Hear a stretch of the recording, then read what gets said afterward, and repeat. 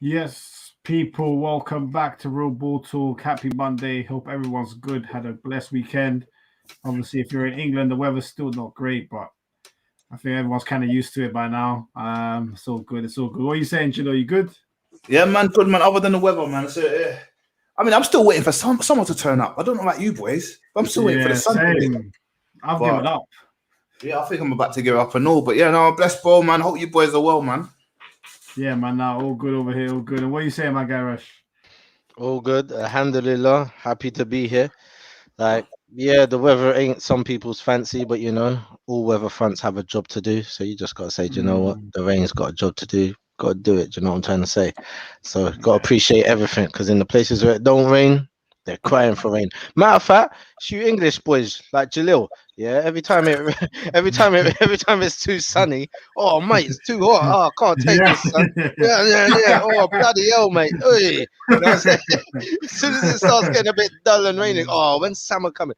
But to be honest, I've been waiting for summer as well. Like I feel like we haven't had it yet, and Same. I know it's gone. I know it's past us already. Like, but I'm still hoping that at the end of the month we get a little revival, man. I'm trying to, Yeah, try, fact. I'm saying, but Yeah, yeah, man. man, happy to be here. Yeah, man. No, happy for you to be here. Obviously, yeah, man. People, we're gonna start picking it back up now. Obviously, the season starts this weekend. So yeah, man. It's a lot to look forward to. But let me read out some of the comments. Make sure to smash the likes, people, as you come in. Uh, Big up KD in the chat. Hope you're good, bro. Saying R9 is coming home. I'm bantering. Chill out. Listen, hey man. Big up to you, KD. Good to see you, man. But yeah, man. Good that you put that in the brackets because yeah, that's a bit mad. I Yeah, know you're talking about Lukaku. So we're gonna get on to Lukaku in a bit. Obviously, I think he's having his medical today, or he's already had it, and he should be arriving in London in the next couple of days. So, now big up to him. That's obviously big news. So we're definitely going to touch on that Lukaku news. But yeah, we can only start with one place. Obviously, yesterday we saw clips or highlights of Messi's press conference. We saw the guy in tears even before he started to speak. He spoke. He spoke in quite a lot of detail. He was actually quite upfront and honest about the whole situation. He wanted to stay. It wasn't like last year when he wanted to leave. He agreed a 50% pay cut. But he made it clear that despite the fact he wanted to stay, that he's not done. He wants to win trophies. He wants to win the Champions League again. I think he outright mentioned Danny Alves that he wants to win more trophies than him specifically. So Messi's clearly got a point to prove. Still very hungry, and all indications are that he's going to sign for PSG. Looks like he's agreed a contract of 25 million, I think euros or pounds per year after tax. 2-year contract. So yeah, Jalil, man, talk to me. Obviously, you were in here on Friday. Messi to PSG, Messi leaving Barca. How are you feeling about the whole thing? It's bizarre, isn't it? It's crazy. Even when you just said it now, it's still kind of unbelievable that Messi will be still kicking ball, but won't be at Barcelona. So that's in itself kind of mind blowing. But you know, the perfect scenario would be to actually retire at Barcelona. But unfortunately, with the way things are going at the moment and fair play and all this jazz to do with football, it's a bit unfair on him. And I know they're trying to. I know Barca are actually trying to block him from going all the lawyers and stuff. But Yes, they are. I mean, I would have done the same thing and all, man, because Messi's a prize asset in it himself, not just his name, but what he's gonna do for a team. I'm just gonna say it, man. PSG's got the Champions League next year, and it's plain to see you don't make all those signings and not go on to win stuff. Obviously, we know they're gonna win the league. I know they didn't win it last year, but it was sad to see, man. I actually watched the Barca game yesterday. I don't know if you boys got a chance to check it out, but Against Juve. yeah, until he got Yeah. booed. A few of the players got booed, and they got. Do you know why they got booed? They got booed because they didn't agree to the pay cut to support Messi, wasn't it? And you saw them coming and laughing, enjoying themselves, and two of the fans just literally blunt, just like staring at them like you lot should be upset, you should be disgusting yourself. But I think Titi was the only one who got whistles blown at him, which was funny to see. Crazy to see. That's a bit of a weird one. The fact it was just in titties a bit it's a bit fishy to me, but yeah. I mean, We'll leave that on one side. you know, PK Busquets, Albert, they didn't get nothing because obviously they've been there for a long time. They're part of the club and stuff. So I guess the fans thought, okay, cool. You know, you guys deserve to be here. But you know, players like Umtiti, who, let's be real, hasn't been the best signing for them. It could be better, but he was one of the players. Unfortunately, who got the boost for not taking that pay cut for Messi. But yeah, no, man, it's still not believable, man. I mean, I know there's technology now. You can cut Messi's head off and pull it on a PSG kit. It's not real until I see it. You know, I'm gonna be real. It's not real until I see it. And when it does happen, League One is gonna get a lot of money coming into them just from shirt sales, people buying pay-per-view. You know, I know that it might be on BT Sport. You know, some of us might be buying BT Sport just to watch Messi play and see how he does. And yeah, I'm looking forward to it, man. Oh no, I'm looking forward to it. No, well said.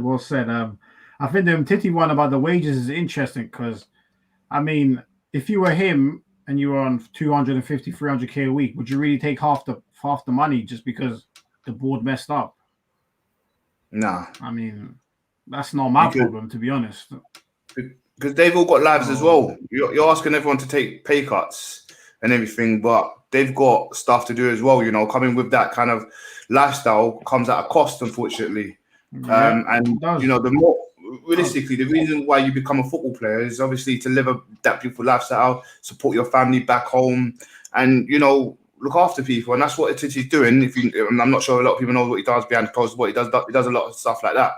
But you know, fans will never see that. You know, Messi's an idol to them. You know, to Barcelona. So of course, when you don't care about his story, he could be supporting someone with, I don't know, cancer or something, and they wouldn't care because it's Messi, you know. So let's be real. So yeah, it's crazy. It's crazy.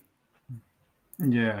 No. As much as like an hyperbole, what you said it's a fact. You know, Messi's a huge name that for some people the name is bigger than anything else. So yeah. Before I get to Rash, Katie saying, oh, my finger's lagging a bit. Yeah, man. Poch, worst manager of all time if he can't win Champions League with Mbappe, Messi, and Neymar. Yeah, I mean, obviously, there's going to be a lot of pressure on Pochettino now. He's got all the talent in the world. So, Rash, man, obviously, big up Jeff as well. Big up Jeff, man. Big up Jeff in the building. Man like Jeff. But yeah, Rash. Rash, what are you saying about the whole Messi thing, man? What are you telling me? How are you feeling about him going PSG? How are you feeling about him leaving Barca? Yeah, I don't really care too much, to be honest. He's not coming. He's not coming to the Prem. If he was coming to the Prem now, that would have been a different conversation. That would be something to be had. But him going to PSG, look, Barca trying a snake move with the solicitors and all them things. Why? Because I believe that Barca had a certain ratio of what they were bringing in to what they were spending, and that was the reason why they really couldn't keep Messi. But I heard PSG's is even worse. So they're probably looking at it like, no, how these men getting this money? There ain't no fair play going on in here. Do you know what I mean? So it might not even happen because from what I saw, something like 99% of the incomings is actually outgoings. Do you know what I'm trying to say? So they don't really have that stable kind of income unless it's being pumped through owners or other things. You know what I'm trying to say? Which goes against the fair play ruling that FIFA have right now. So will it even happen? We don't know. I mean, Fabrizio has said, look, all the other stuff you've been hearing, it's all rumors. My man's at home, he's chilling with the family. Nothing's been done yet. Nothing's been agreed. So we're not too sure. Maybe we're jumping ahead of ourselves. You never know. He might be coming Arsenal. So, you know, no, hold on. Did I see something? Who did I see? No, it could never be Tottenham. Was it Tottenham? Did I see something recently saying Tottenham? Yes, I saw that. Did you see that? I saw that as well. Yeah, Tottenham bid for Messi apparently. Cheeky guys. You know what I'm saying? So yeah, well, with the whole Messi thing, I didn't watch the whole crying thing because I don't agree with that. Wait, what do you mean? What do you mean? You don't agree about crying? Wait, what? I don't agree with grown-ass men crying on a stand in front of other men. No. Yeah, behave yourself. Grow the hell up, man. There ain't a funeral. Get the hell out of here with that rubbish, man. Listen, man. Yeah. Hey, Rash is crying, man. No, he's crying like he don't want to go, like he didn't want to go last year. I saw you last year. You're trying to get out of there. Do you know what I'm trying to say? True. Don't fake it to me, bro. Yeah. Like women don't even fake me when they cry. You ain't gonna, bro. Do you know what I'm trying to say? So it's letting you know that. Yo, Messi's getting mad shots. Yo, Messi's taking some mad shots. But yeah, so I didn't really watch it, but I'm sure he said a whole bunch of, I wish I could stay, but I can't business, in regards to the whistles to Titi, that's like a known racist thing in Spain. I remember my very first racial incident was actually in Spain, and what they were doing was whistling in my ears in the arcades and stuff like that. So we know what that's all about, really. Should the other players take a pay cut? I don't know. I mean, I remember certain men trying to demand that Ozil takes a pay cut and saying how he was wrong. Do you know what I mean? For not taking a pay cut when we was in turmoil and we was in trouble. And I was saying, hey, we don't know what his expenses are. He might have some commitments that he needs that money to. Do you know what I mean? He could be like feeding 2 villages that we don't know about. You know what I mean? He can't afford to take that. But so, yeah, when it comes to how people spend their money or receive their money, I think this is one of the things that people should really kind of stay out of, because that's their business. That's their wallet. Do you know what I mean? Leave them to spend it on whatever they want. No one can't tell me to, well, you need to take a pay cut because my man's not eating. Well, my man's got to get his JO. You know what I mean? Get on his JO and start working harder. Do you know what I'm saying? Because it's me and mine out here. That comes first. You know what I'm saying? But I'm willing to share. Like, if you need some dough, you can ask me. You got to pay it back, though. You know what I mean? With interest. With some interest. No. We halal out here. No interest. You know what I'm saying? But yeah, so that whole incident to me is it's good to watch. It's nice to see that Messi's finally leaving Barcelona, because we can actually see what he's really made of. I think it's a bit too late. We would have seen, what Messi's really made of in other leagues if he had done it a couple seasons before. Now, if he comes to any league and he doesn't be the Messi that everyone knows, everyone's going to be like, yeah, well, he's like 105. Who knows? You know what I mean? So I think he's left it a bit too late. I don't think he's going to do too much more for his legacy, especially in regards to winning trophies and stuff like that. I can't say it. Will PSG win the Champions League? I don't know, man. When you've got like the best of everything in one pouch, that it just looks like a mess. You know what I'm trying to say? Pochettino hasn't shown that he's a very good manager other than where he was at Tottenham. Do you know what I mean? Or should I say England rather, because he was all right at Southampton. But he hasn't done too well over in France. Do you know what I mean? And will he be the guy to take them to Champions League glory finally? I don't know, man. He's got that Spursiness about him, so I'm not too sure. You know what I mean? So let's all see. Let's wait and see. Yeah, no, that was great. I mean, there were bare shots flying left, right, and center. I mean, Messi got some, Spurs got some, Arsenal got some. Everyone was getting some. Yeah, Rashford, even hey, but yeah, man. But hey, Jeff, what are you telling me, man? Obviously, we spoke a bit about it on Friday, but what are you saying, man? Obviously, now Messi, as we all pointed out, left yesterday officially, very upset by the news. He looked it anyway. What are you saying? What are you saying about the whole thing, man? It's interesting, I guess, because one of the best players ever is leaving his team, and they're trying to take shots at the Liga. And now you're seeing all of these things about like players being on like astronomical wages, like you didn't know this already. like what? Like yeah, like even what you guys were saying about a pay cut. Should they take a pay cut? Hell no! You're a multi-billion pound club. Like how have you not got your finances in order? Like how has it taken? How Messi's contract expired the 1st of July. How is like when did this news break? 5th of August. Yeah. So you're telling me you're like 30 days past where you should have sorted this out, but I should suffer the consequence because you haven't got your stuff in order. It doesn't make any sense.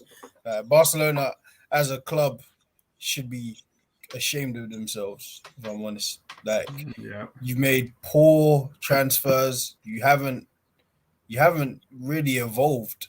I think I said it on Friday. A lot of these historic big teams, they don't really evolve. They just think they can stay the same and they're always going to be the big club.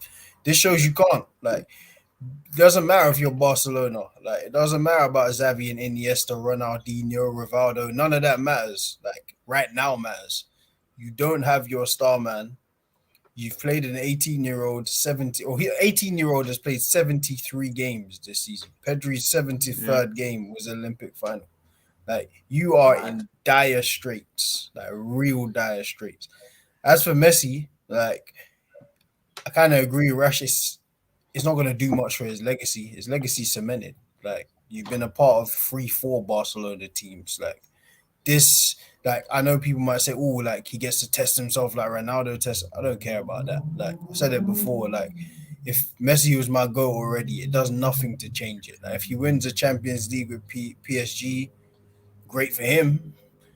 It doesn't do anything else for me. Like, that argument is done and dusted for me, and it should be the other way around too. Like, there's nothing more that CR7 Ronaldo can do to be the GOAT. You're just the GOAT if he's the GOAT at this point. It's nearly 20 years of football. So, 2 years doesn't change anything to me. Whether PSG are going to win a Champions League, they are going to be odds-on favourites if Messi goes there. That's for sure. I don't even know if Pochettino has to be the right man for that to materialize. Because if you just look at the team on paper, from front to back, that is ridiculous. But there's Neymar, there's Messi, Mbappe, if he stays. Hakimi, they're looking at like right wing back. Di Maria could play left wing back if you wanted him to, or left wing. There's Verratti, there's Wijnaldum, there's Ramos, there's Kimpembe, there's Burnout on the bench. It's too many players. Donnarumma, Marquinhos. Like, if you're talking about like Ramos, like the team on paper, like it's almost like it's ridiculous. That's like glitch stuff. It's like an all-stars team, I lie. Literally, it's literally it's like an all-star team. Yeah, it's like NBA from. Yeah, so like that's what I'm saying. Like, if Messi joins, PSG have had the best window. If he joins, that's just a sensational window. But yeah, I don't know if Poch has to be the right man, honestly, because you could kind of just send that team out and not be tactically good, and they'll still bring back results. Like, we see Oli do it most of the time. Oli just sends out a team, and people like Bruno rescue points. So imagine what you're going to do with Messi, Neymar, and Mbappe if he stays. We don't know if Mbappe is going to stay. We don't even know if Messi's going 100% yet, because in the past 24 hours, I've seen maybe 6 different things from reputable journalists. So everyone even the journalists just seem to be fighting to break the story, or be the ones that like say that I got this Messi story right. Like, he went where he went. So it's all a bit of a mess. Like, Barcelona trying to get the rules changed. PSG want him. The deal's on the table, so that's there. I'm sure people like Chelsea, Man United, people who can afford him are going to try and see if they can get involved. It's just a whole big mess at the moment, if I'm honest. Yeah. No, it's definitely... I mean, I saw something this morning that said that Messi received an offer from PSG and 2 other teams. I wonder who those 2 other teams are, because then one of them is not Man City. It's Tottenham, innit?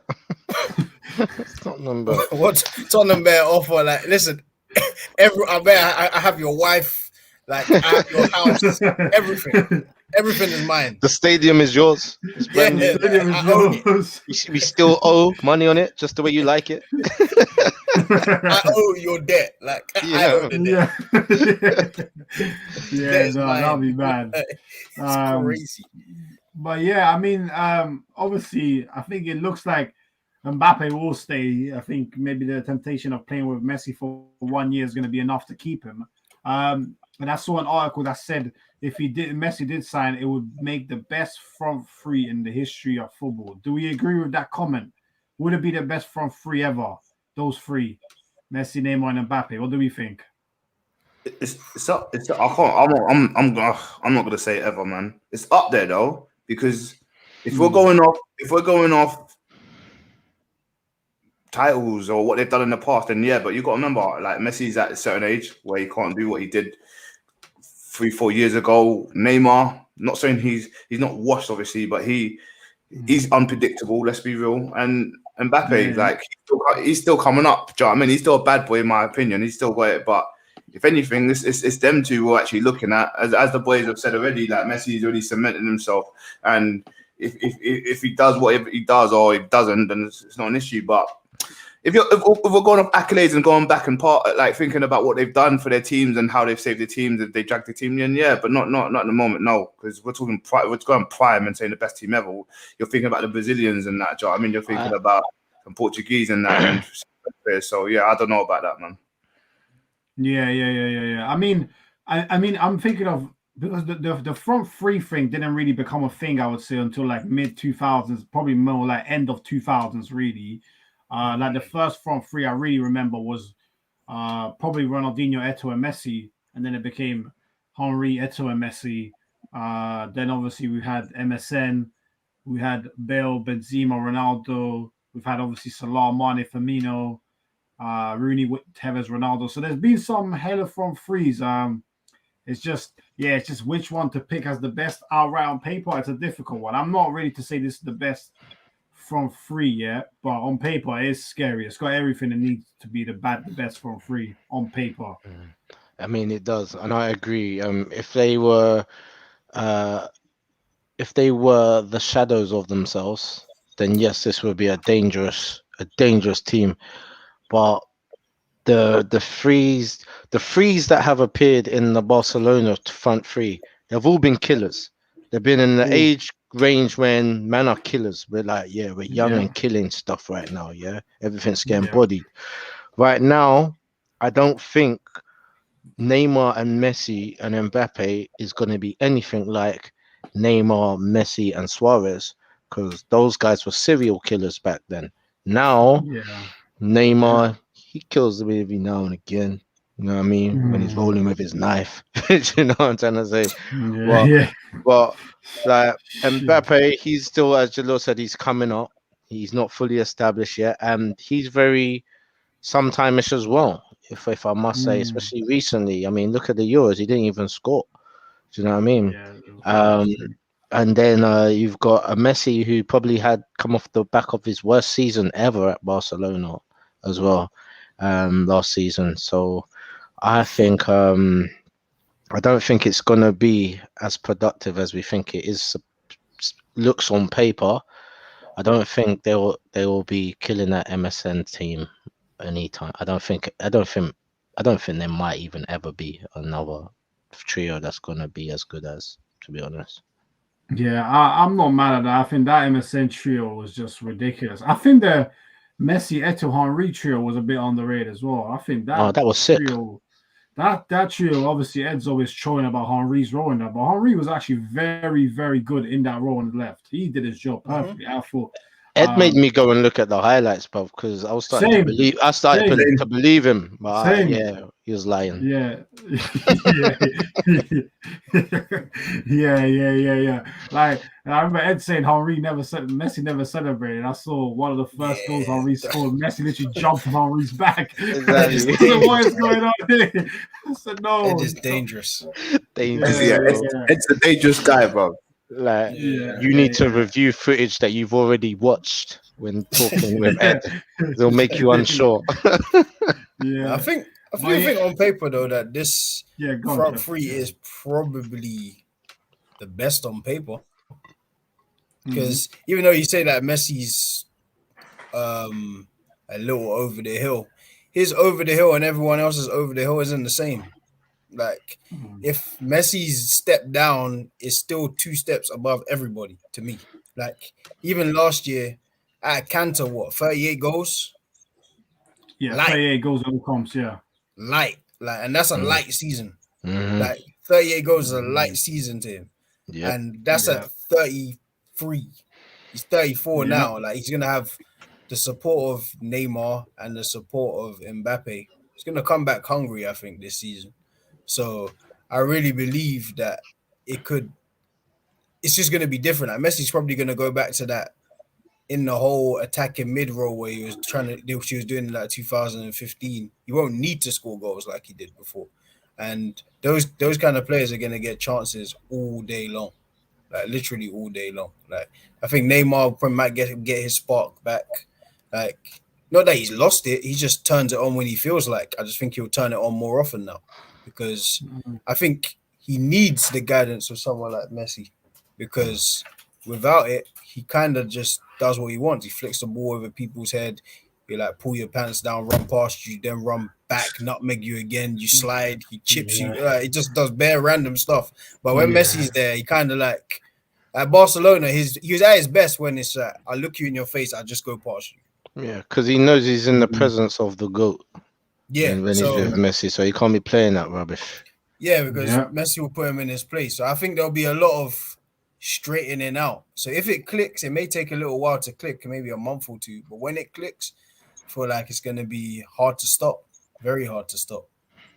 Yeah, and I think what's going to help them too is the fact that they've got such, from where it appears, a great friendship that, you know, when you're brilliant players and you're genuine friends, you actually want to help each other out on the pitch. You want to link up, like. Yeah. So that's gonna be something I think. Yeah, I think it will help Neymar because obviously Messi being clearly better than him, Neymar will be like, all right, I need to keep myself in check. You know what I'm saying? And it's a good thing as well that Messi isn't someone who does really skills. Messi's game is so pure that he doesn't need skills. Meanwhile, Mbappe, I feel like as you kind of watching Neymar and saying, and you're trying to, because you can see Mbappe in terms of the trick side of the game, it's getting better. His step overs. Do you know what? I feel like he's been watching Ronaldo, to be honest, man. He's kind of like imitating him. He's been imitating a lot of Ronaldo's moves, to be honest. Yeah. Worst thing is, I don't think he needs it. Like, I think they complicate their game. Like, it's good to have that. Like, all right, the reason I use as an example, the reason I like someone like Bell so much is because Bell does actually have tricks. He does, but he doesn't need it. Like, I know what I'm good at. Neymar and Mbappe, I think they can tailor their game a bit, like where you can look your fullback in the face, you can see what you're better than him at, and you can kind of give the one step over and go, or literally just give the body swerve and go. Like you don't need 5,000 tricks, come back, do it again. You're complicating the game, in my opinion. Yeah, no, definitely, yeah. Let me read out some of the comments. Big up Demo, hope you're good, bro. Saying Mbappe Real Madrid bound. I mean, maybe. Who knows? Let's see what PSG's financial situation is. I think it'll be a bit mad if they sign Messi and let Mbappe go. That's a bit mad. Like I think that's a bit counterintuitive. Yeah, it's a bit counterintuitive. But yeah, and obviously big up the Near Post podcast. Go subscribe to them. They had a good video last night. I checked it out. Very, very good. MSN the GOAT in terms of chemistry and individual quality, in my opinion. Yeah, I think the chemistry side of it is what took them to another level. That's why it's always very difficult when people say if you take out Suarez and put Henry or somebody else, would it be better? On paper, maybe, but the chemistry was so good. It's very hard to see something like that being replicated. So that's why until you see it, it's difficult. I think because as good as Bale, Benzema, or Ronaldo worked, I never really thought their chemistry was on point. Personally, no. You know what? It's like they over-respected each other. Like you see, like if you look at MSN, even in two of them, they over-respected. Two of them did. Yeah. One man, it just who they respect. Benzema, yeah, bad boy. No, you get me? That's my guy. You get me? Hey, no, big up Benzema, man. Big up Benzema, bro. Yeah, me. But yeah, no. Even if you saw them in training, it was very it was very fun. It looked very fun, and like they had a kind of like understanding between each other where they could mock each other, catch joke with each other, be serious with each other. Do you know what I mean? And nothing was taken personal. It was really seen as a trio, and you could see that. It was weird. Messi looked like the mature one out of the lot, which is kind of the first time because he's always been the youngster out of all the trios that's been created at Barca. So yeah, their chemistry, man, it was good to watch when they was together. It was really good. Yeah. So I mean, let's wait and see where Messi ends up going. I think likelihood it will be PSG. If he goes somewhere else, I'll be very happy if he even went somewhere else because obviously Ligue 1 is just going to be a joke. It's just going to be an absolute joke. You're going to see some 6-7-0s at home to Angers or something or Angels, however you pronounce them. Like you think Leo ain't getting the same work? Leo are getting the same work. Bro, I'm gonna watch that game against Marseille to see what Saliba's saying against them. Still, obviously, I saw Saliba play yesterday. I saw Marseille won, but yeah, It's like we need him if we're gonna play the way we're playing. We're playing so high, and we've got some slow players. So we're gonna get on to Arsenal at the end. We're gonna get on to Arsenal at the end, and that disaster that was yesterday and has been pre-season. Oh man! And we're gonna get on to Jalil and his 3 to 5 year plan. I don't know how many years is there left now, Jalil. A year and a half. Is that for the 3 years? Yeah, is that for the 3 years?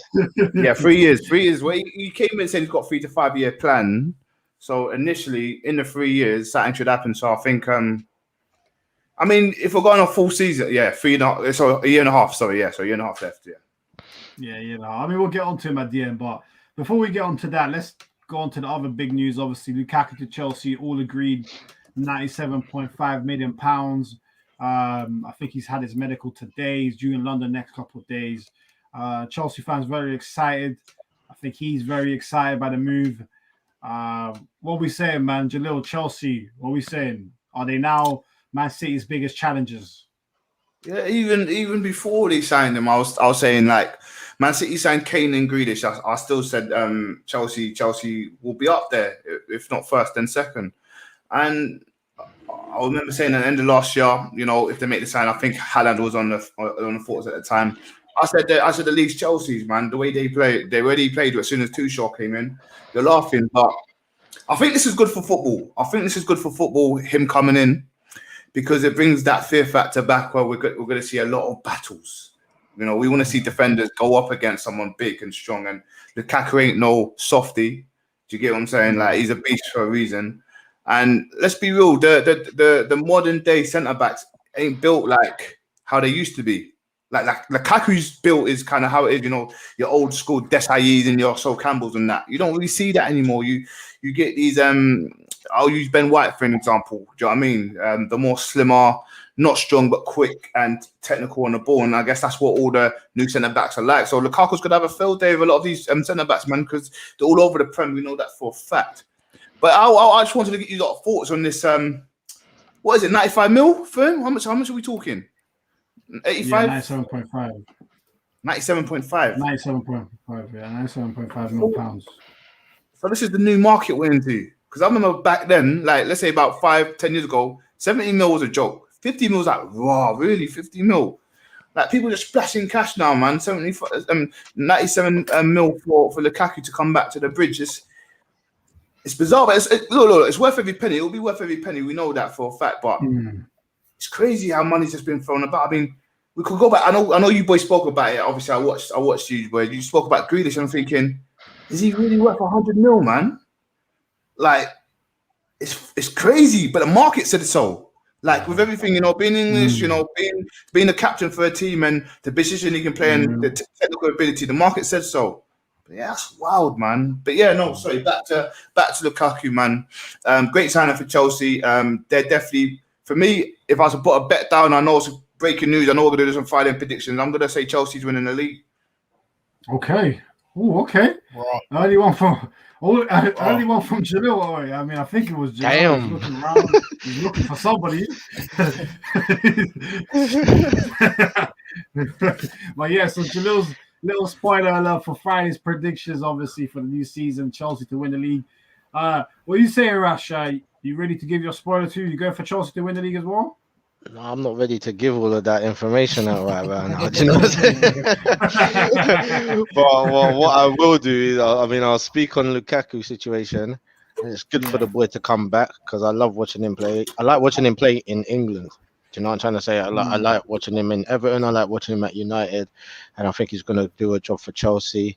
He's kind of, everyone says he's got something to prove, but in reality, I don't think he's got anything to prove to Chelsea. Do you know what I'm trying to say? Even though he's returning, I don't think he's got anything to prove to Chelsea. I think he's done all the proving when they got rid of him. He said, all right, watch this. And he's done what he's done everywhere else.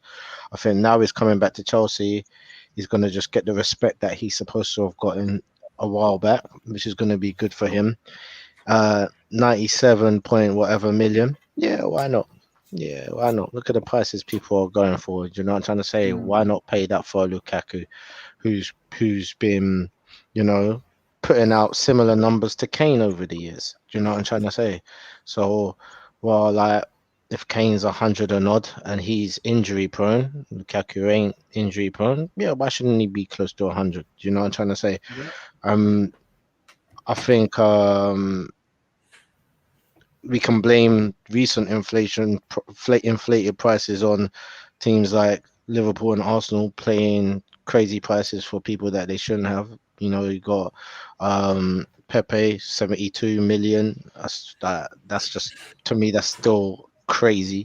Do you know what I mean? Spending that sort of P on a centre back, Van Dijk, he's a great defender. Do you know what I'm trying to say? But wow, seriously, do you know what I mean? You got Chelsea spending, what did he spend, something like 80 on Kappa or something like that, something crazy like that. So yeah, that one's you got that, and that one's that's the craziest. That's the craziest. Do you know what I'm trying to say? So yeah, I mean, I always blame the inflation of prices on United. They were the originators of paying overinflated prices for players, and it's ruining up the whole thing.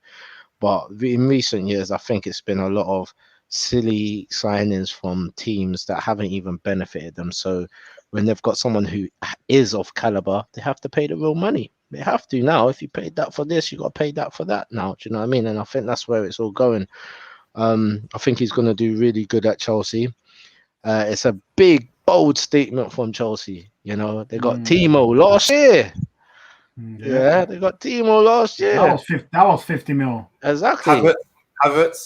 Havertz, but Havertz come back on the preseason saying, "Yo, I'm about this thing. Euros done good for me." He's looking, he's looking really sharp. He's looking like the Havertz that most of us expected to turn up at Chelsea last season. Do you know what I mean? I think he's going to have a really good season.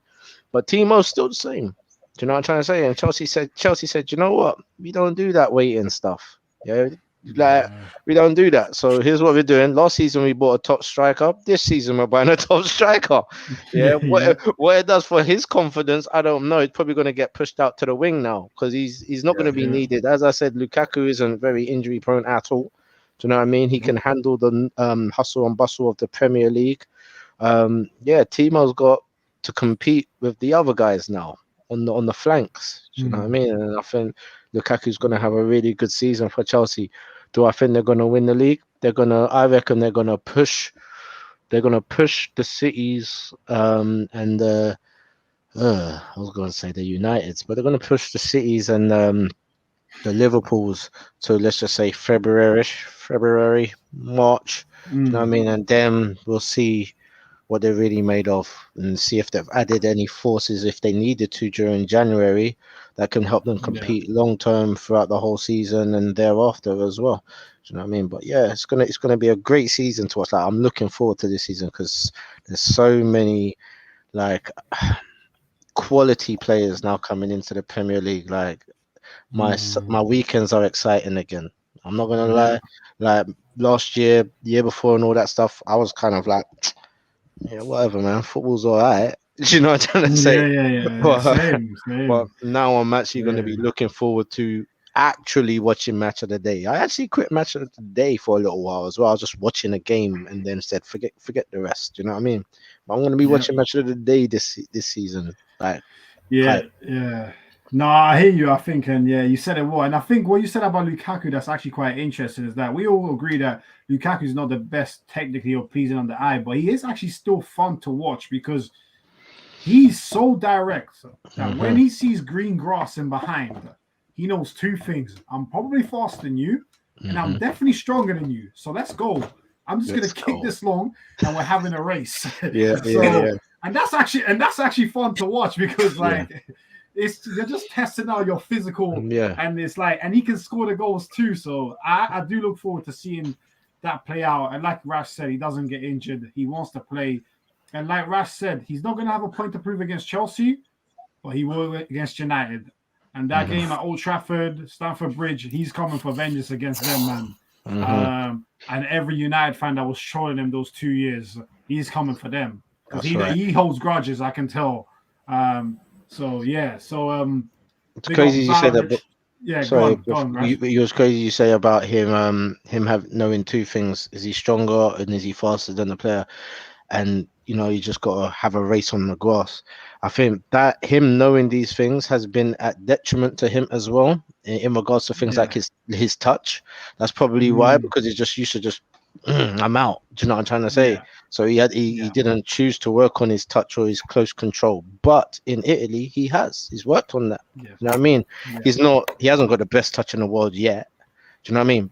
But he's better than he was before, and his close control is much better. Like what I saw in the Euros was good, brilliant at times. Do you know what I mean? So looking forward to that. Looking forward to that. Yeah, nah, should be quality to see him. Big up Val RG. Hope you're good, my guy. Need to see you back on here soon. We'll speak about that. Also, other leagues envy the Prem TV money and demand outrageous fees as a result. That's true. I saw a lot of people saying that when Chelsea got Lukaku, that why were the Premier League teams bothering to join a Super League when the Premier League is already a Super League? There's some truth in that, I guess. The Premier League money obviously has had a big impact, but hey, that's the name of the game, and other teams have to adapt. Barcelona and Madrid at one point were getting everybody, and no one was complaining. They were just having to face the facts and deal with it. So yeah, Jeff, what are you saying, man? Lukaku, 97.5 mil, man. Like, he pretty much guarantees you 20 Premier League goals. It's pretty much guaranteed. Book it. So what are you saying, man? Like, are you on Jalil's bandwagon? You jumping in with him?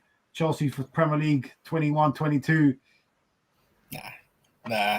I don't think Chelsea are going to win the league. I still think City are going to get Kane, and if they do, then it's kind of it's all theirs. It's theirs to lose. I think. Yeah. I think Chelsea will compete. I don't know on what level, because it's still gonna, like, whilst Tuchel did well at the end of the season, you're a new manager. Like, this is your first full season, so we'll see how you can balance Champions League, the domestic cups, Premier League, how it is with fans coming back in now. We'll see, but yeah, Lukaku, like you said, Lukaku's gonna get you guaranteed goals. In terms of like what the market is and the kind of player he is, he's worth every penny. Like, he doesn't, he like him or not, he scores goals. Like him or not, he's one of the best number 9s around. That's just it. Like, I don't know what to tell you. If you don't like the way he plays, that's cool. But facts are facts, and he knows where the goal is. Even if you might score 1 out of 3, there's not many strikers that just get one chance and score now. I think I was saying on like Friday, as much as we love, or I can't say we do, I love Aubameyang. He's gonna miss a few chances before he scores. That's just how it goes. Like, there's that mode of striker where it's like Van Nistelrooy, where you might not get a chance all game. You have one in the 85th minute and it's in the net. Those strikers are gone. That kind of classic number 9, the Aguero, probably the last of that breed, and Suarez is finished now. The strikers you get now may miss a few before they score. I think, Lukaku, I think you'll hit the ground running because he's been in the league how many times. Chelsea probably fit his style more. Just historically, Chelsea are just a more robust, strong team. Attack. Yeah. So, like you said, like, it'll be interesting to see like a Lukaku against like a Ben White and against like a Van Dijk, because someone like a Van Dijk is just as big as you, he's just as strong as you. So I'd like to see that like direct race, because Van Dijk is a very, very smart defender. Like, even like remember when like Pepe first came to the Prem, Pepe was skinning everybody in that Liverpool game. And skinned Van Dijk a couple of times. Second half, it didn't happen again, though. Like, he learned very quickly. So it'll be interesting to see that kind of matchup. But I don't know about like Chelsea for like the title. I don't know if they have the legs yet for the title, in my opinion. Yeah, no, that's fair. I think that's fair. Great points. And I think, but Lukaku, the funny thing with him is that I think he has such belief in especially his physical attributes, that even if he sees a Van Dijk, he'll still take him on. As long as he sees that space there, he will take him on. And eventually he's going to wear you down, because he's got the capacity to do a lot of sprints in a game, which is impressive, because that's obviously the hardest form of running you can do. So, big up to him. Big up Val saying Kane and Grealish, it's a wrap. Plus, Pep will manage Kane's game time appropriately, so the injuries might not be an issue. Tottenham got Kane playing in Europa group stage, League Cup, etc. Even with Vinicius, of course, man would get injured. None of that at City, big squad. Yeah, very true. And obviously, it's a great point. And obviously, we see the effects of City's big squad now because Bernardo Silva wants to cut. You know, Bernardo Silva, not just him, a couple other men want to cut, and that's not normal when you're considering yourself. You're in a Premier League winning team, you make Champions League finals. You wouldn't expect someone, Bernardo Silva, prime 25, to want to cut 26. But it's not fun being rotated all the time when you're a top player. It's not fun. You want to play every game. You don't want to be playing one game, you're on fire, and then out of nowhere, 65th minute, you're getting taken off. Just because Pep's like, yeah, I'm taking you off. So, yeah, man, it's the name of the game. We'll see if the same happens to Grealish. I don't think it will because he's worth it. They paid 100 mil for him, so it'd be a bit stupid to do that with someone who costs 100 mil. But with Pep, you never know. But yeah, man, we'll see what Lukaku does. Obviously, we're going to do our predictions for everything on Friday before the Arsenal-Brentford game, which is going to be a comedy in itself. But let's get on to the comedy club before we wrap up. Obviously, Arsenal losing 1-0 yesterday to Spurs. I saw the highlights. Didn't look good. I saw what people were saying on social media. A lot of people worried about Aubameyang. Apparently, his bad form from last season is continuing. Don't know why he's still playing on the left. It's baffling me. Ben White looked decent. I'm not going to lie. From what I saw, he looked decent. Lokonga looked decent. Apparently, Xhaka, we tried to play him in a more advanced midfield role, which is just scary. And then, yeah, apart from that, apparently it was the same old. So I don't know who saw the things, but do you know, man, what are you saying? Like, confidence is very low right now among Arsenal fans. How are you feeling before we kick off the Premier League season on Friday? Yeah, I watched the first bit of that game, and unfortunately, we're not there yet. But unfortunately, we're not there yet, and it's just like,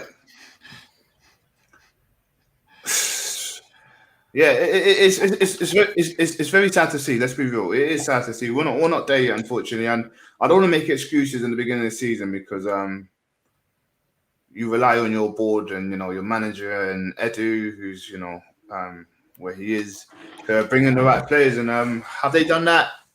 Arguably, yes.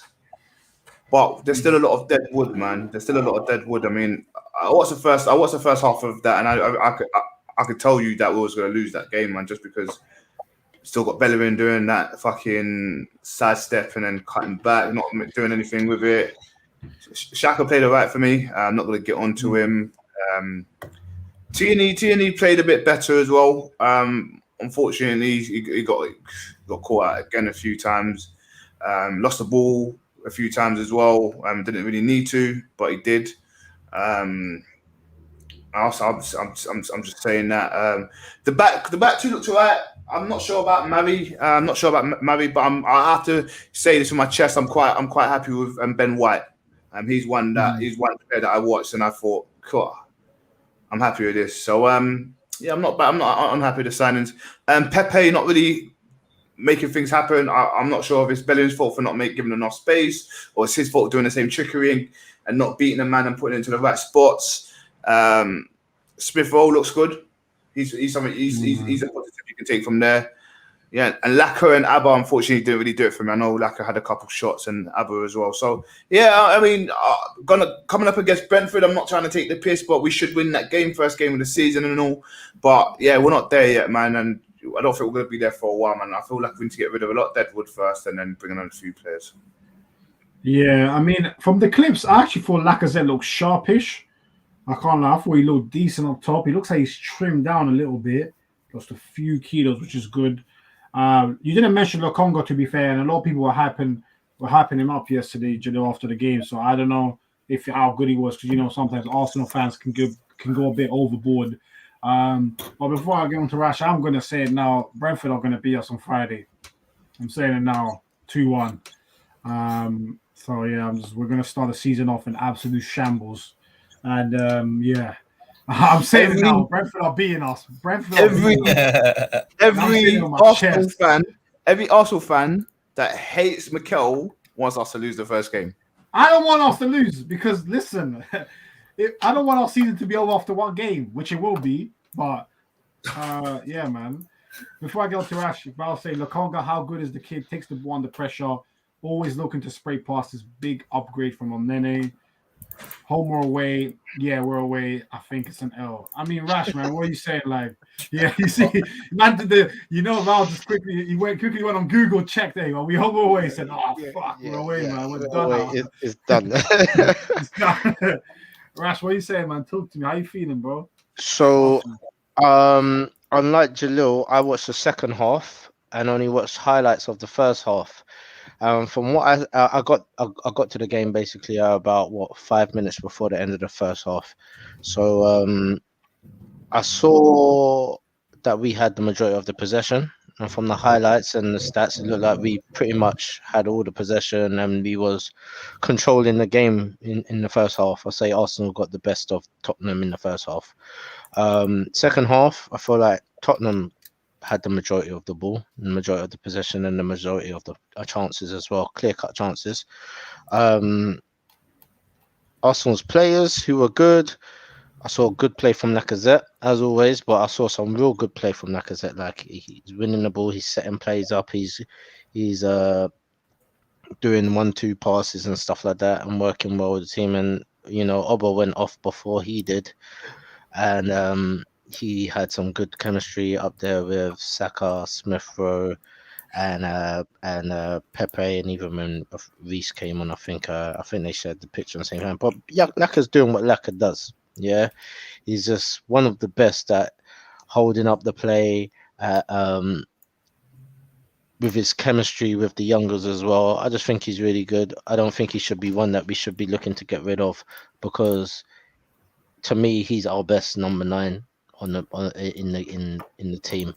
Lukonga had a good game. He was really good to watch.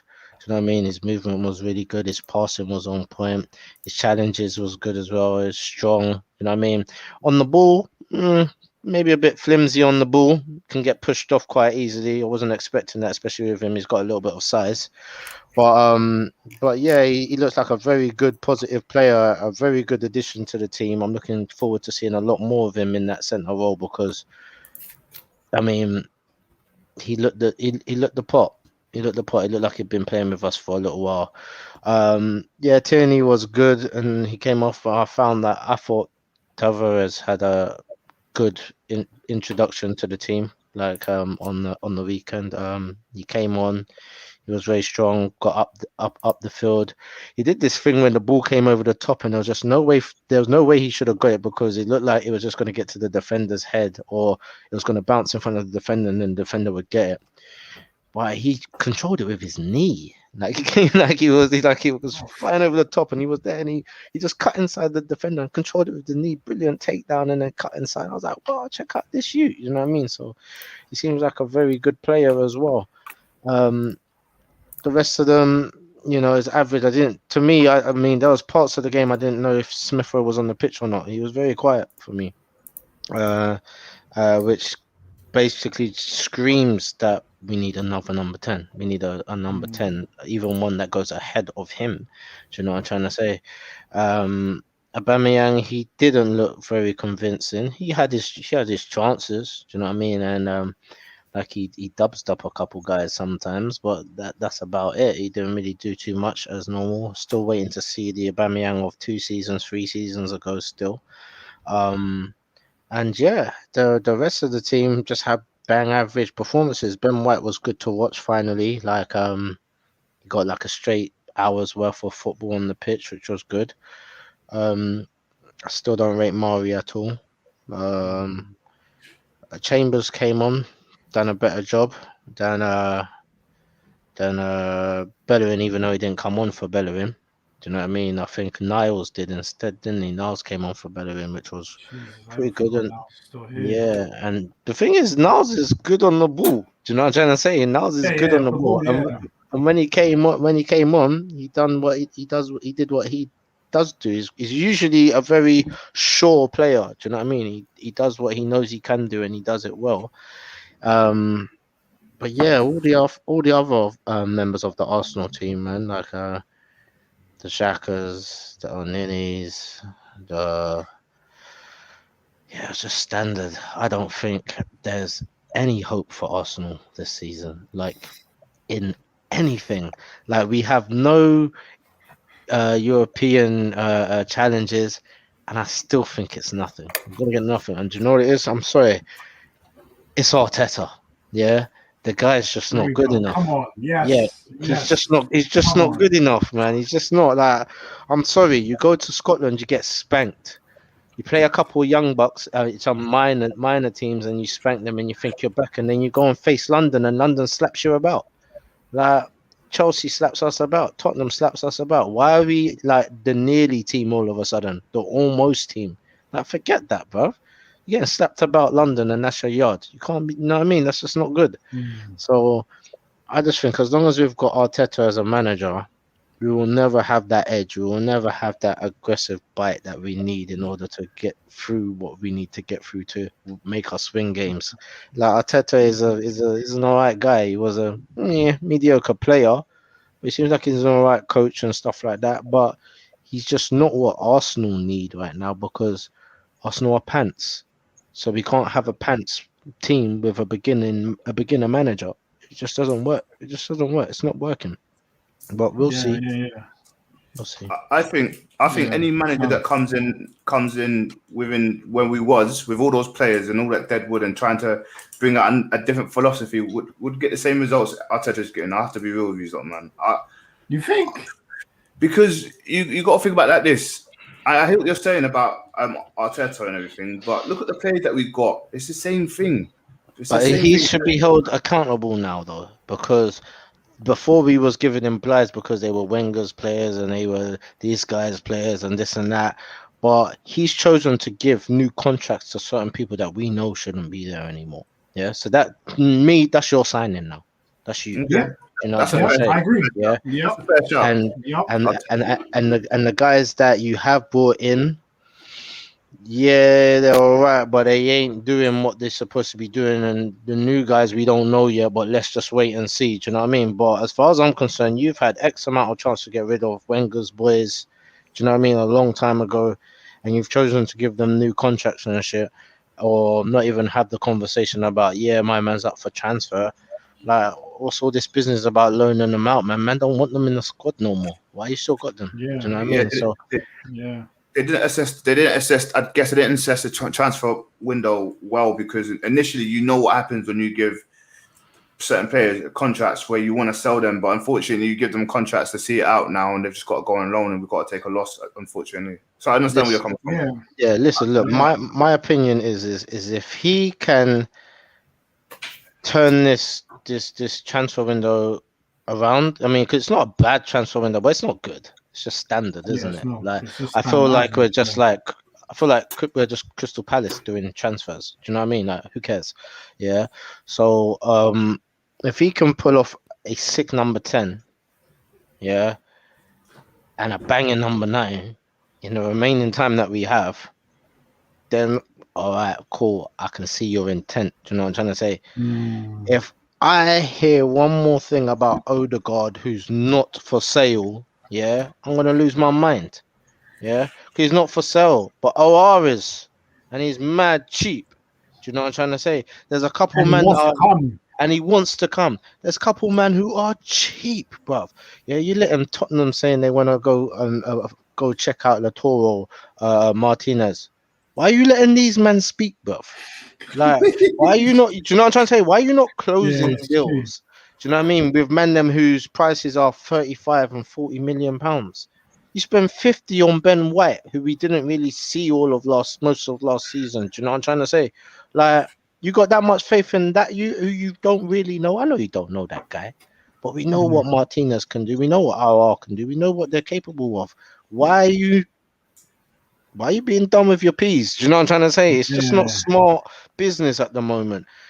Like, I think a lot of people's jobs are in jeopardy. I don't think it's just Arteta either. I think Edu, for now, it's make or break for Edu as well, man, because to me, I'm not really impressed with his signings either. Shout out Gabby, welcome back. You know what I'm saying? Martinelli, my guy. Yeah. Off winning the Olympic medal. Big up to him, gold. him and Gabriel as well. So yeah, man, it'll be good to have them back. Obviously, they're going to take a few weeks break. But as Val says here, we put players on high wages and struggle to sell. Jenkinson was on 70K a week. I mean, like, no offense, but Jenkinson, what is he, probably a 15K a week player, 20K? And he's literally on 70K, which is literally 3 or 4 times what his value is. And as Rash was saying, you know, Ben White, 50 million. I don't think any of us are mad that we have Ben White. He actually looks like a good defender. I can't even lie. But, you know, the Lautaro Martinez thing, if Tottenham had gone in for him last week, they would have got him.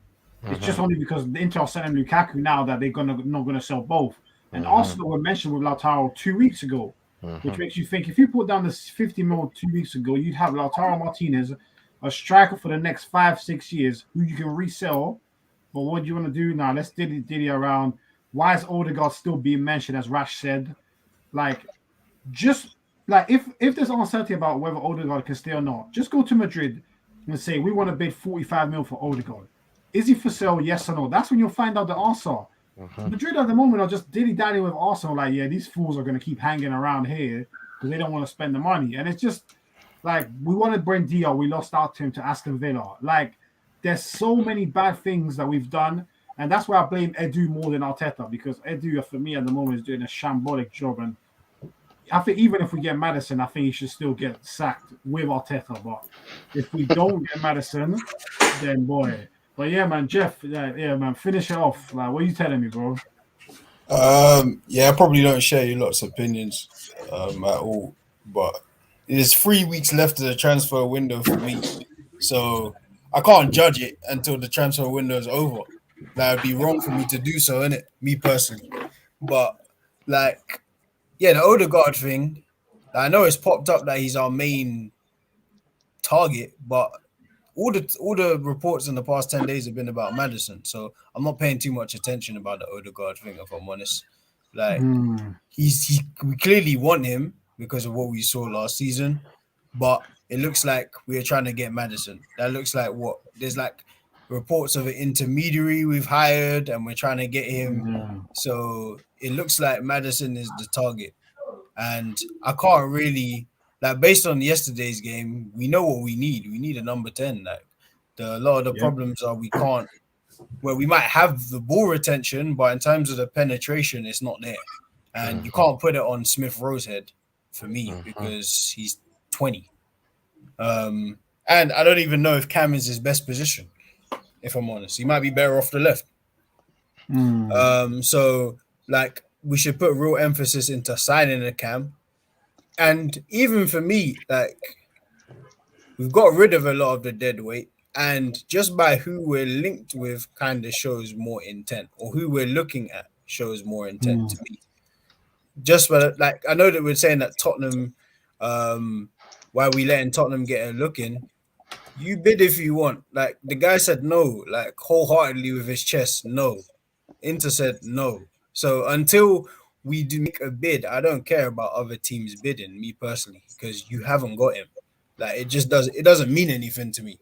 It's like you bid because you're trying to replace Kane, cool. There's still 3 weeks left of a window. Martinez might still be possible. I don't know. Like, I don't know if we'll get a Martinez and a Maddison. It might be one or the other. I'm not sure.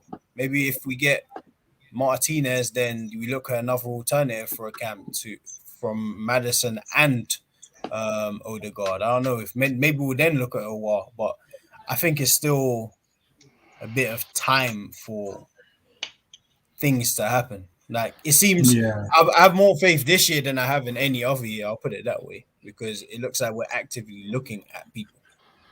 In my opinion, I think my only issue is that, especially with how tough our fixtures are to start the season, it's like our squad's quite not threadbare at the moment, but like, obviously Saka's just coming back from the Euros. He's going to need a little bit of time.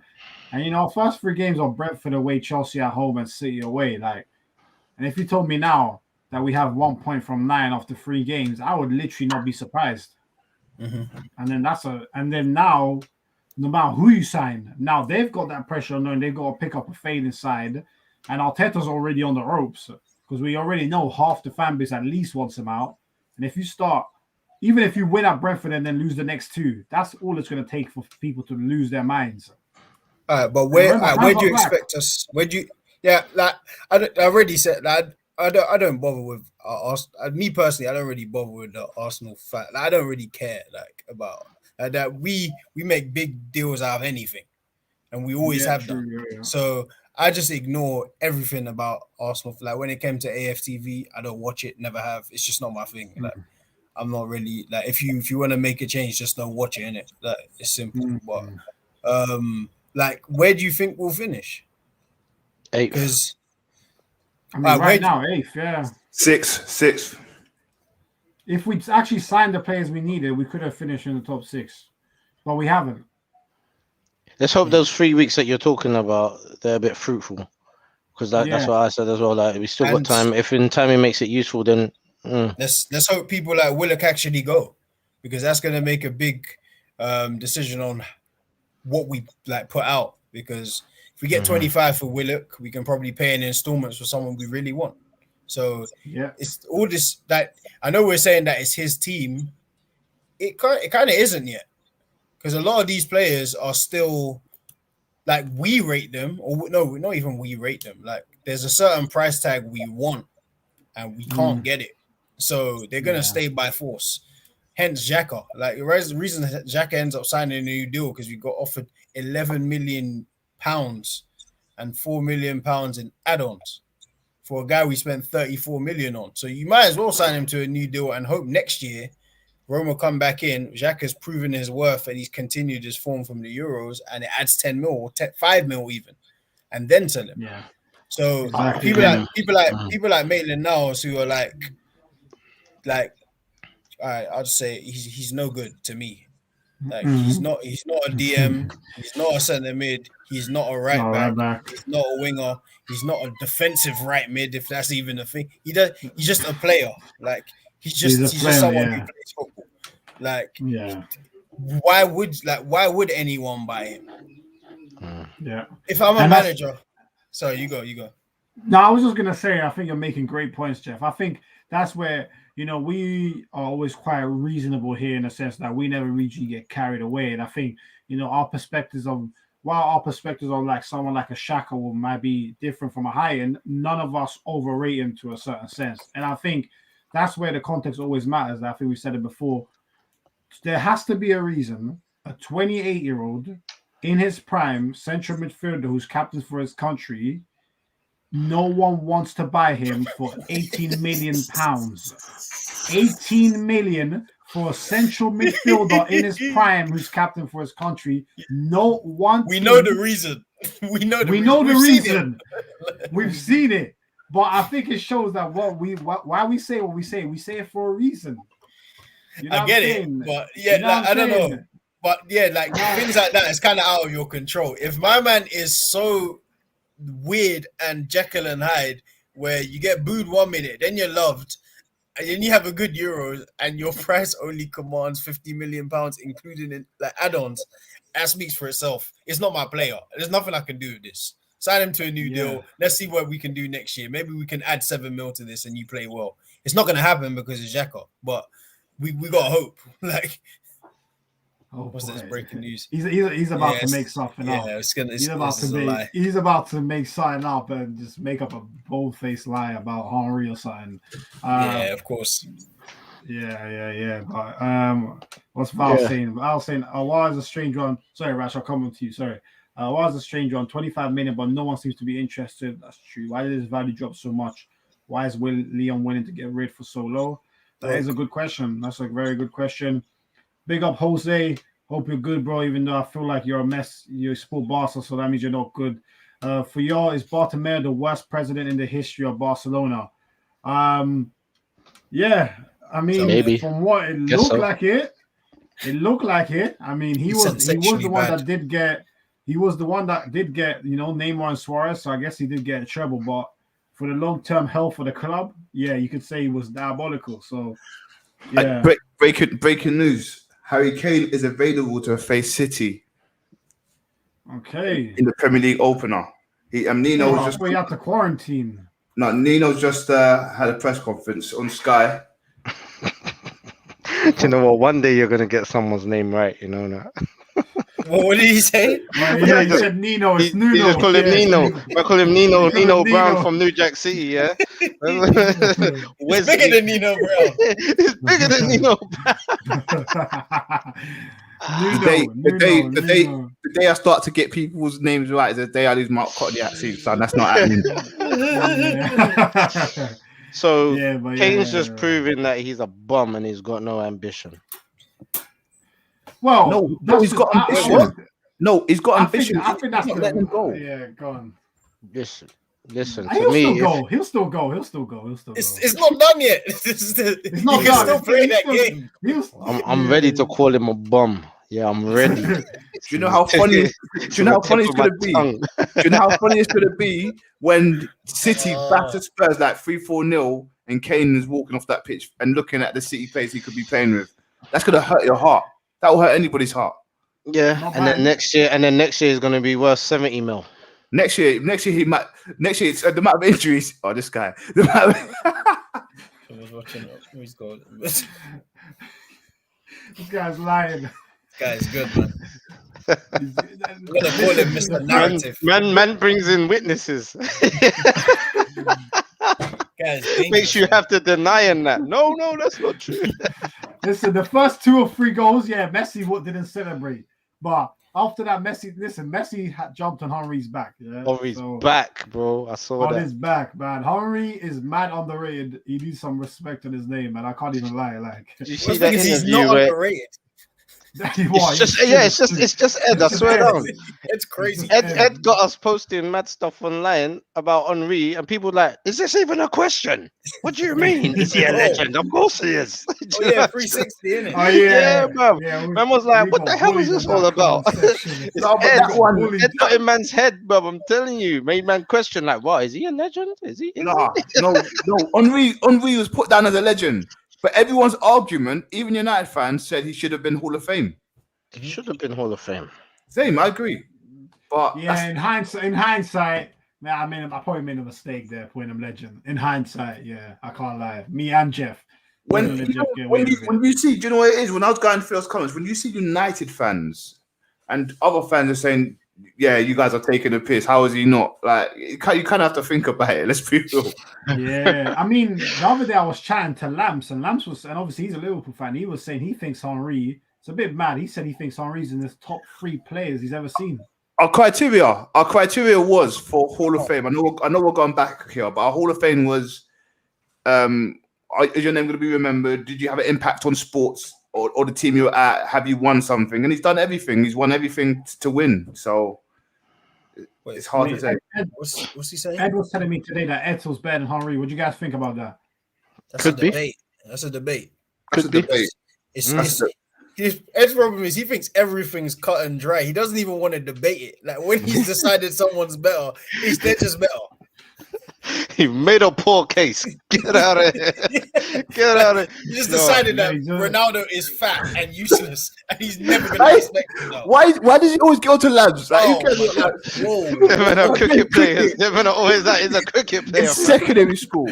No, that's bad. You see what everyone was playing World Cup, yeah? Everyone was working on their fastball. Oh, that's mad. That's playing quick. What was it? Quick with a blue bat. That was a dead indoor one, isn't it?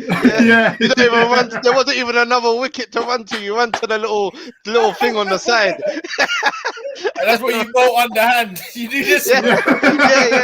With a tennis ball. Like, what's going on here? Oh man, it's funny. Hey, no, big up Ed. Obviously, Eto and Henry, it's a good debate. Eto and Henry is a good debate. Obviously, I'd give it to Henry. I saw an interview the other day, I think on Insta, where someone was asking Eto, you we mentioned before that you played with Messi, and he was like, no. Messi played with me. Yeah, Messi played with me. I was the big guy. Yeah, and he was. He was the big guy back then. Yeah. He was a killer back then. What, to Messi? Facts. Nah, not to Messi, man. Well, back then Messi wasn't even Messi, really. Yeah, I hate you. He wasn't. Do you know what I'm trying to say? He wasn't really Messi. Ronaldinho was running things there, bro. Oh yeah. If that guy decided to take football seriously for the whole time, he would probably be one like in my top 2 favorite players ever. But the fact that he just decided to turn it off pissed me off. He's definitely in my top. Ronaldinho is Yeah. definitely probably in Is he my not- top is he 5, not- top 6. Top 5, top Yeah, 6. he's Definitely. in my top 5. He's He probably might be in my my- top 2.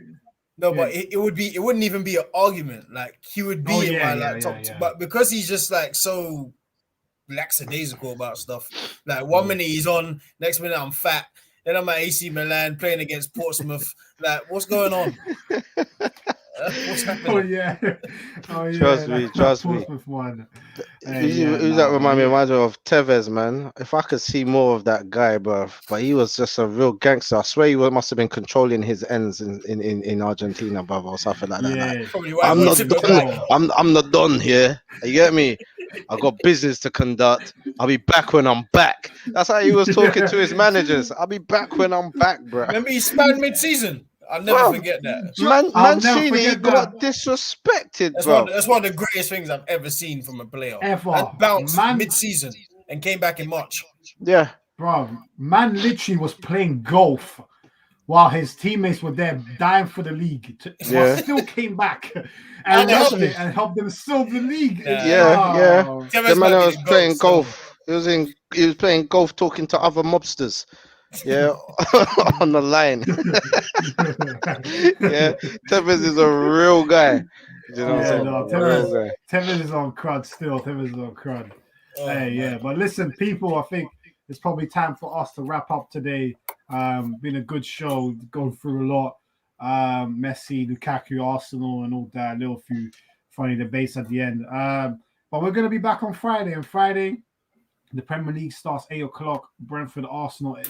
And yeah, we're going to be doing our predictions, top 6, the 3 relegate sides, top scorer, player of the season, and flop of the season, and manager of the season we'll do as well. So everyone's predictions are out on the table. We'll put it in a format where it's clear. So at the end of the season, everyone can see what they originally predicted. So if you get your predictions horribly wrong, then hey, it's never going to go away. And I'm just going to, obviously, Jadil gave a little bit of a spoiler to his. I'm going to give mine. My spoilers are Arsenal not going to be in my top 6. But I don't know how much of a spoiler that is. They might be close to the bottom 3. But yeah, man. Chill. Yeah, man. Listen. Do you think we're going to finish at the bottom half of the table? All seriously? Nah. Not bottom half. Nah, that's a bit bad. But yeah, people, make sure to smash the likes. If you're new to the channel, make sure to subscribe, share, let your friends know about us. Obviously, you know, we're going to keep it moving. We've been consistent as much as we can, even through the summer when, you know, it's been very easy to take time off, but we've still been bringing you videos. So show us that love and support as you've always been doing. But yeah, before we leave, obviously, a few words from Rash as always before we head off. Yeah, just like to point your focus towards the Middle East right now. With what's going on in Palestine. More in particular, Silwan right now, the destructions of the homes are starting. Okay, people are being evicted from their homes again. It's a different type of struggle, what's going on over there.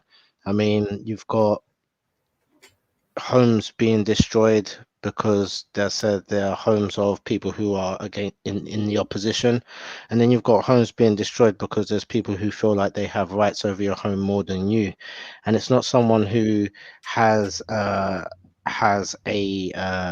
ethnic tie to the place of where they're living, but they're using it and saying there's a biblical tie to where they're living, which still can't be proven. But at the same time, they are committing some atrocities over there, and the rest of the world is silently watching. So we urge people just to keep an eye still on what's going on in Palestine, still spread the awareness about what's going on over there as well, put some pressure on our own governments in regards to it. I mean, there's a lot of things that people aren't standing for right now. I mean, I saw some anti-vaxxers in London today. You know, they don't want what's going on in France and in certain places in America to even begin to happen over here. You've got we've got people in Turkey who are still suffering from wildfires. You know, we've got Syria. The Syrian problem seems to be a silent problem at the moment right now. People have forgotten, you know, but there's places all over the world going through some sort of traumatic experience. Just gotta let everyone know that love always wins. Let's keep it positive, okay, and let's spread the goodness in this world. Yeah. Very, very well said. Highlighting there a lot of problems that are going on, you know, in many different countries across the world. And, you know, as Rash pointed out, a lot of the time it's not a media focus. We know why.